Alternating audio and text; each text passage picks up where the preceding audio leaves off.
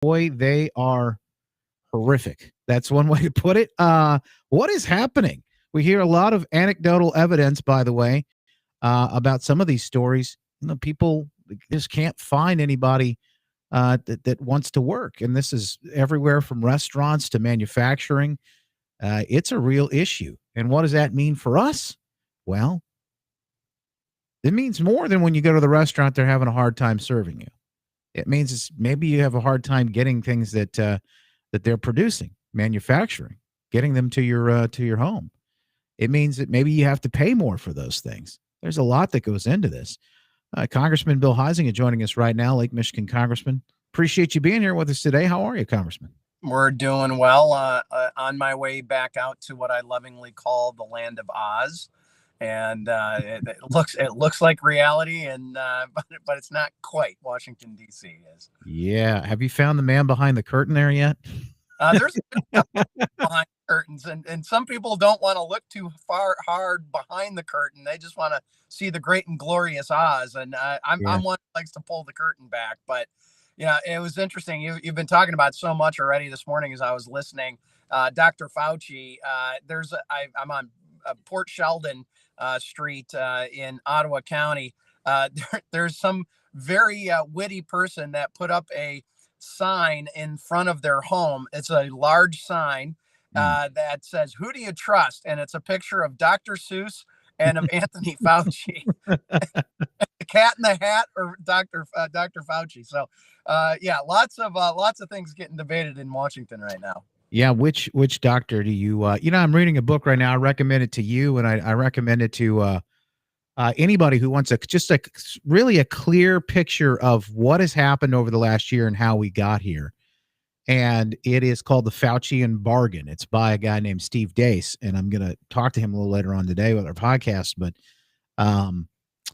it really does a phenomenal job of chronicling and detailing what happened over the last year. The flip-flops, the calls to trust the experts. But wait a minute. Which experts do you trust? Why did we lean on an unelected bureaucrat, namely this guy, Dr. Fauci, who got to make all of the calls, and everything that we heard and had to move forward doing basically came out of this guy's mouth?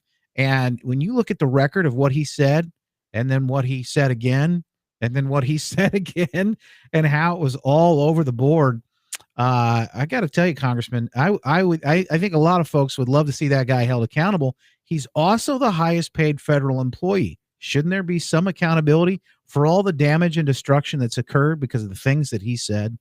Yeah, the inconsistency is what gets everybody just climbing the walls, right? Where it's on again, off again. Yes, we can. No, we can't. The frustration that people feel and have is oftentimes too, we see leaders saying one thing and doing another. I'm not going to mention the governor, but there's a lot of those types of things going on that just make everybody go, you know what? Wait a minute, this doesn't make sense. And there has been some real damage that's been done, not just medically, but I think psychologically, as well as sort of the emotional side of trusting government. I will tell you that you're right about that. I've also read in the book that there were several folks who came out, public health experts and officials, but they weren't the sainted Dr. Fauci. And they made points about how many people didn't receive cancer screenings, numbers of people that didn't get the treatments that they should have gotten, and also a large number of people that did not get organ transplants. And we lost a lot of folks last year that we don't hear about because we're constantly focused on maybe the wrong things, and a more nuanced and I think a more reasonable approach would have done us far better. One of those things we're starting to see now is how this impacts the jobs numbers that came out Friday. We are again in the situation where they can't find. I know, I'm sure you talk to people all the time, but restaurant owners, manufacturers, and they can't find people to work right now. Yeah, I literally every day I'm talking to small, medium, and large employers.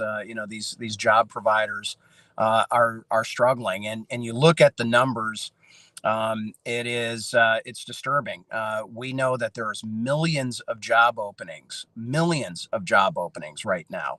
Yet we added 226,000 or some odd jobs this last quarter, which was, by the way, about a third, if not a quarter, of what some of the predictions were for what we were looking at. So we know that it's not about a lack of opportunity. There have to be some other things. Some of those things might be vaccine availability. Some of those things might be confidence. Some of those things might be union leaders saying, hey, we don't want our people going back to work. Some of those things may be the checks and the federal kicker, for example, that's included in on unemployment. Whatever it is, we've got to get down to the bottom of this, because we cannot continue to just send out checks and expect people to survive without being able to work. Yeah, this is really something. I mean, I understand the idea that you want to help people. I think the best way you can help people, because everybody's had the opportunity to get this vaccination. Everybody's had the opportunity to go out and get it. That needs it, that wants it. We've got a huge supply, not a lot of demand right now.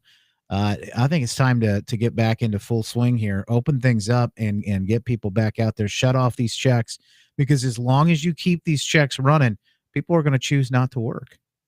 And another thing, and Congressman, I've heard this too, is that there's a lot of folks staying home. Moms are staying home with the kids because of the issues with schools right now. Yeah, absolutely. Whether it's schools or daycare, that is certainly part of it. A friend of mine who has some younger kids was just going apoplectic a couple of weeks ago when the call went out for his 2-year-old to be masked up all day, and it's like, are you serious? Yeah, he can hardly keep her from drawing on the walls with crayons, much less keeping a mask on all day. So availability, and that's a real thing. If you can't take care of your kids and get them to a safe place, whether it's daycare or whether it's at school, that is going to alter what you have the ability to do as a parent. So we've got to get the schools open, even though we're in the closing weeks of this. We got to figure out what the summer is going to look like. We have to incentivize work, not staying home.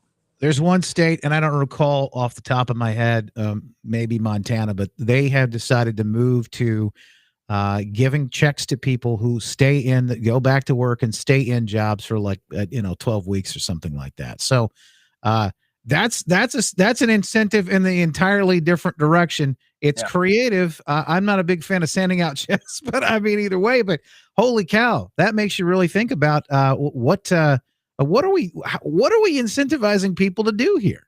Yeah, well, in fact, many months ago, I had a bill that I proposed that we called the Patriot bonus, which was to incentivize people going back. And I think you and I had talked about it at the time, but to give a tax credit to the company that is offering an increase in wages over what is normally offered, or giving one-time payments, whether it's a return to work bonus, or after a month you give a partial bonus. I know companies that were doing weekly bonuses. You show up we're going to give you an extra bonus just to make sure that you're coming back to work every week. But we got to do something. But the one thing we know that we can do, Justin, is make sure that we're not incentivizing people to stay home.